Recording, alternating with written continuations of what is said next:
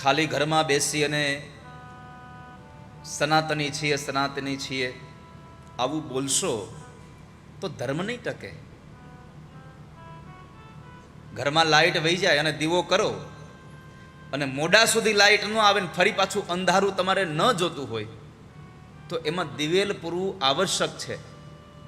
જો દીવામાં તમે દિવેલ નહીં પૂરો તો તમને પ્રકાશ નહીં મળે. એમ આપણો ધર્મ શું છે એ આપણને એકને જ ખબર હોય તો ધર્મ નહીં ટકે. આપણી આવનારી પેઢીને પણ આપણે ધર્મ શીખડાવવો પડશે તો સનાતન ધર્મ ટકશે, નકર નહીં ટકે. બા દાદા મંદિરે જઈ આવશે તો નહીં ચાલે. બા દાદાએ એના દીકરાને પણ કહેવું પડશે કે ભાઈ મંદિરે પગે લાગીને પછી જાજે, અને દીકરાનો હાથ ઝાલીને લઈ જવો પડશે, ચાલ દીકરા અહીં પગે લાગી લે.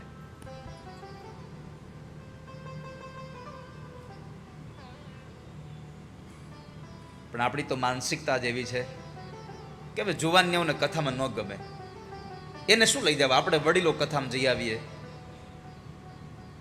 લગ્નમાં તો 3 પેઢી જાઉં છું આજે, તો ત્યાં કહેતા હોય તો હવે વડીલોનું શું કામ છે, ત્યાં જુવાનિયા ત્યાં જઈ આવે. સમજાય નહીં તો પિક્ચર જોવા જાય, હાલો ને જાય આજ બધા હારે. પાછા આપણે કઈ તમે ગયા હતા, હા છોકરા બહુ વાહે પડ્યા હતા. છોકરા તો કાંઈ નહોતા પડ્યા.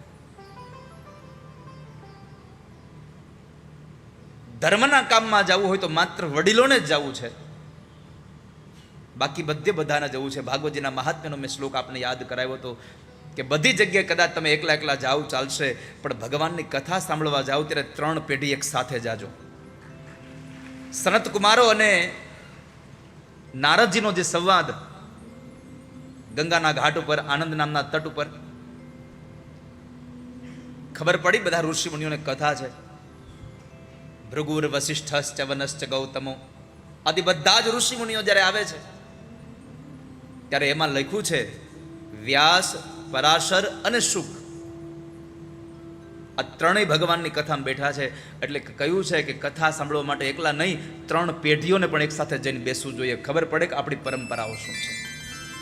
દાદા પણ કથામાં છે પરાશરજી, એના દીકરા વ્યાસ પણ કથામાં છે, અને વ્યાસના પુત્ર સુખદેવ પણ ભગવાનની કથા સાંભળવા માટે બેઠા છે.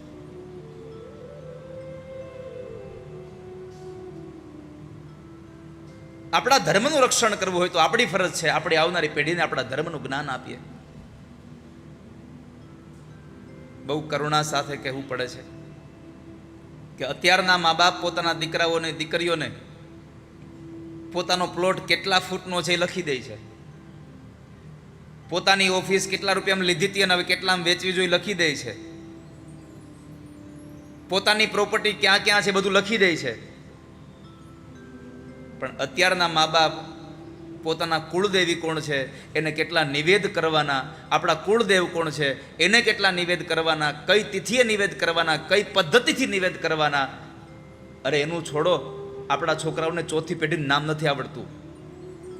બ્રાહ્મણો જ્યારે શ્રાદ્ધ વિધિ કરાવે ને ત્યારે બ્રહ્મા વિષ્ણુ મહેશ બોલવું પડે છે, ગંગા યમુના સરસ્વતી બોલવું પડે છે.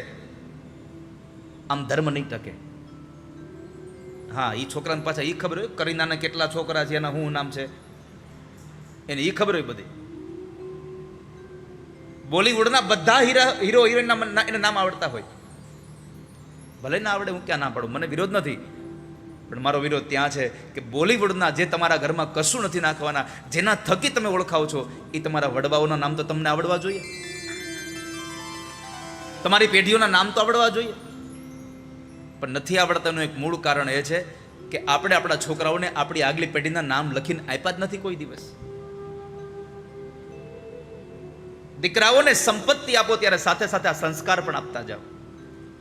તમારા કુળની પદ્ધતિઓની, રિવાજની એને વાત કરતા જાઓ. ઘણાય તો અમને પૂછતા હોય કે અમારા કુળદેવી કોણ હશે. અરે તારા કુળદેવી તને નથી ખબર તો અમને કેમ ખબર હોય?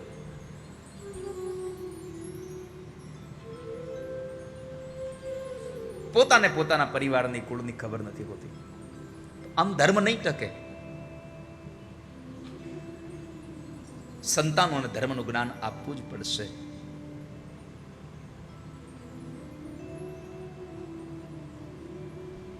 આપણા વડીલોએ બતાવેલા માર્ગ ઉપર ચાલવું પડશે, આપણા વડીલોએ બનાવેલા માર્ગ ઉપર ચાલવું પડશે. અને જો આપણા વડીલોના માર્ગ ઉપર નહીં ચાલીએ તો જેમ આકાશમાંથી વરસે, વરસાદ થાય અને જમીન ઉપર ઘાસ ઉગે. અહીંયા બહુ બધા લોકો સમજદાર બેઠા છો. ઘાસ કેટલી કઈ ધરતીમાં ઉગી જાય? વરસાદ વરસે ત્યારે ઘાસ ઉગે, પણ ક્યાં ઉગે?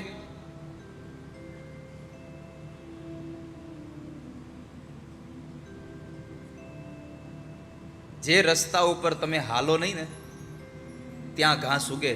જે રસ્તા ઉપર વારંવાર હલાતું હોય ને ગમે તેટલો વરસાદ પડે ત્યાં ઘાસ ન ઉગે કોઈ દિવસ. ભાગવતજીમાં ભગવાન વ્યાસજી લખ્યું, માર્ગા બભુવુ સંદિગ્ધા તૃષ્ણે છન્ના યસંસ્કૃતા. આ સંસારમાં આ માર્ગમાં વરસાદ પડવાથી ઘાસ એમાં ઉગે છે જ્યાં રસ્તા ઉપર તમે હાલવાનું બંધ કર્યું છે. અધ્યાત્મ જગતમાં આ ધર્મમાં પાખંડ એ જ જગ્યાએ વધારે ફેલાય છે જ્યાં આપણા વડીલોએ, આપણા સંતોએ બનાવેલા માર્ગ ઉપર આપણે ચાલવાનું બંધ કરી દઈએ છીએ.